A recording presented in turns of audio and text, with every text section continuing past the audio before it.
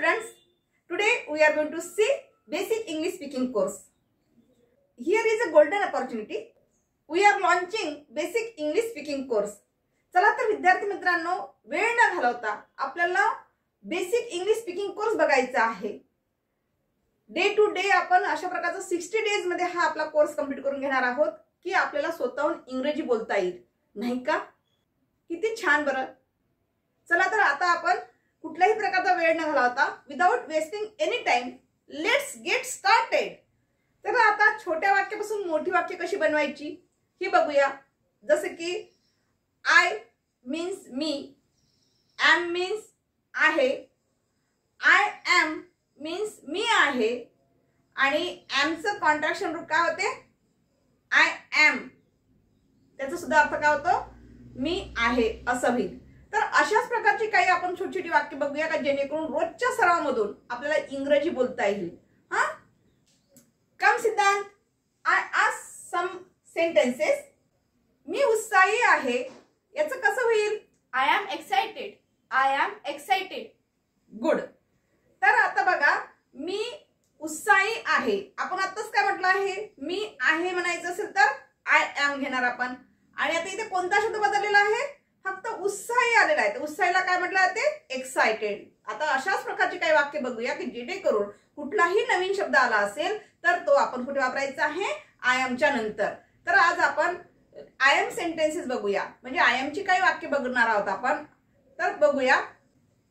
मी आनंदी आहे. I am happy. I am happy. मी खूप आनंदी आहे. I am very happy. I am very happy. मी प्रामाणिक आहे. I am honest. I am honest. Very good. म्हणजे बघा, मी प्रामाणिक आहे, मी आहे, तर आपण काय वापरलेलं आहे? I am. मग काय आहे? प्रामाणिक. प्रामाणिकसाठी कुठला शब्द वापरला आपण? ऑनेस्ट शब्द वापरला. ऑनेस्ट हा शब्द वापरलेला आहे. मग वाक्य कसं सांगितलं सिद्धांतने? I am honest. करेक्ट बेटा. मला भूक लागलेली आहे याचं इंग्लिश मध्ये कसं करशील? I am hungry. I am hungry. शाबास. मला तहान लागलेली आहे. I am thirsty. I am thirsty. Very good. तर बघा, आतापर्यंत आपण मी आहे असं घेतलेलं होतं. इथे आता काय आलेलं आहे? सब्जेक्टच्या ठिकाणी मला हा शब्द आलेला आहे. आता मला जरी असेल तर आपण मला थोडी लिहिणार आहे तिथे. तर लिहिताना काय घ्यावं लागेल किंवा बोलताना काय घ्यावं लागेल? आयचाच वापर करावा लागेल. आय या प्रोनाउन्सचाच वापर करावा लागेल. म्हणून सिद्धांत काय सांगितलं?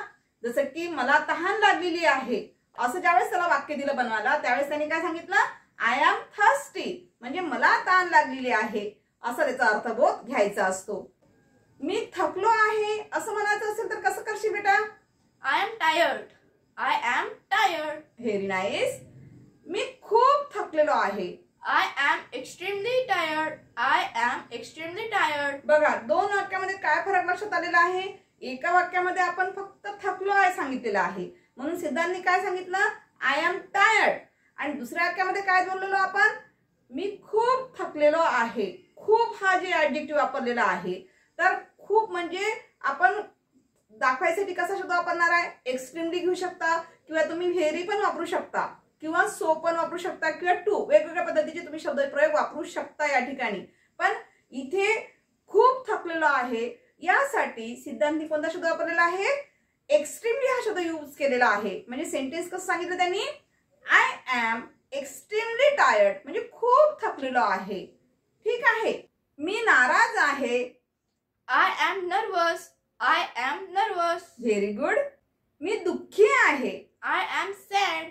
I am sad. बघा, मी दुःखी आहे या ठिकाणी तुम्ही सॅड पण वापरू शकता किंवा अनहॅपी पण घेऊ शकता. No doubt. तुम्हाला जर मी दुःखी आहे, आय एम अनहॅपी असं सुद्धा म्हणू शकता तुम्ही, किंवा त्याबरोबर आय एम सॅड असं सुद्धा वापरू शकता. मला बरे वाटत नाही आहे. I am not feeling well. I am not feeling well.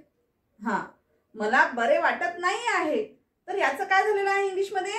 I am not feeling well. आता या ठिकाणी हा जो फिलिंग आहे, हा फिलिंग काय दर्शवत आहे? बरे वाटत नाही. वाटणे म्हणजे वाटत नाही आहे. वाटण्यासाठी, वाटणे यासाठी फिलिंग शब्द वापरलेला आहे. लक्षात आलाय का?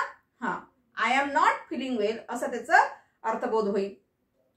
मी आजारी आहे. I am sick. I am sick. Very good. तर तुम्ही या ठिकाणी आय एम सिक पण वापरू शकता किंवा आय एम इल हा पण शब्द वापरू शकता. आलं लक्षात? म्हणजे याला पर्यायी शब्द सुद्धा मी सांगत आहे तुम्हाला की आजारी असणे एक तर सिक पण म्हटलं जाते आणि इल पण म्हटलं जाते. ILL लक्षात ठेवायचं. तर अशा प्रकारे आज आपण बेसिक इंग्लिश स्पीकिंग कोर्समध्ये मराठी टू इंग्लिश सेंटेन्स कशा प्रकारे तयार होतात याविषयी माहिती बघितलेली आहे. If you like my video, please like, share and subscribe. Thank you.